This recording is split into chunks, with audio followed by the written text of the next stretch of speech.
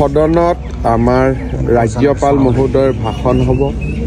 সদনত আমাৰ লোকসেৱা আয়োগৰ দুৰ্নীতিৰ সম্পৰ্কে গঠন কৰা জাষ্টিছ বিপ্লৱ শৰ্মা কমিটিৰ প্ৰতিবেদন দাখিল হ'ব আৰু অসম চৰকাৰৰ পৰিপূৰক দাবী মঞ্জুৰি ইয়াতে দাখিল কৰা হ'ব আৰু ফাইনেলি ষষ্ঠ অনুসূচীসমূহ কি ধৰণে আমি আৰু শক্তিশালী কৰিব পাৰোঁ ডিমা হাছাও, কাৰ্বি আলং আৰু বিটিআৰ তাৰ বিষয়ে সদনে 3 ঘণ্টা জুৰি আলোচনা কৰিব। তাৰ বৰ্তমান যিখন তেওঁলোকে বাজেট নিৰ্মাণ কৰিছে প্ৰায় 36 crore, কিন্তু মই ভাবোঁ যে ইয়াক আৰু অলপ আমি দিব লাগিব যাতে অলপমান জেগাই জেগাই য'ত য'ত বজাৰ আছে তাতে যাতে ডিভাইডাৰ আদি নিৰ্মাণ কৰিব পাৰোঁ। এই বাজেটটো আৰু অলপ বাঢ়িব।